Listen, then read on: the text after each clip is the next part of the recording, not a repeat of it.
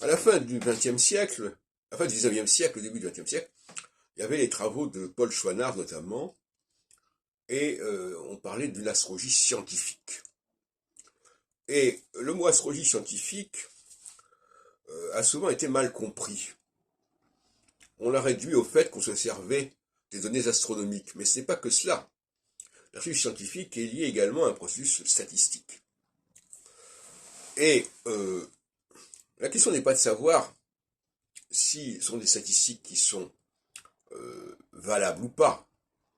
La question, c'est le fait même que les choses puissent être statistifiées. Dans beaucoup de cas, on ne peut même pas penser à des statistiques parce que la problématique est tellement complexe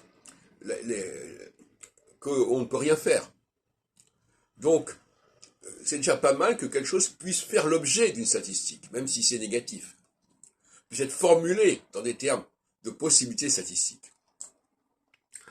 Et c'est ça la vraie base de l'astrologie scientifique, c'est pas le fait de se servir ou pas des planètes, etc. Parce qu'effectivement, au XIXe siècle, il y avait ce qu'on appelait une astrologie onomantique, où on travaillait, on faisait le thème à partir du tarot, ou à partir de je ne sais quel tirage.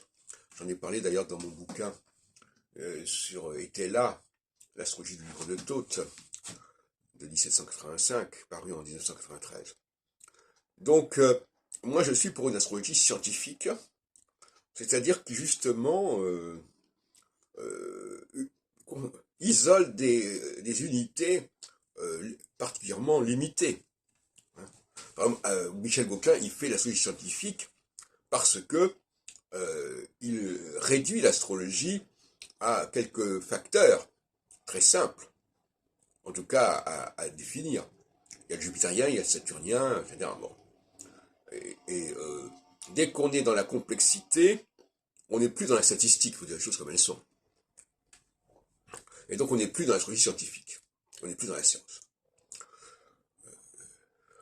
Maintenant, à un deuxième niveau, Michel Gauquelin a montré que certaines statistiques n'étaient pas valables, pas fiables, mais néanmoins, elles pouvaient au moins être formulées d'une façon acceptable. C'est-à-dire que ça pouvait faire sens, c'était vraisemblable qu'il puisse y avoir une statistique à ce sujet.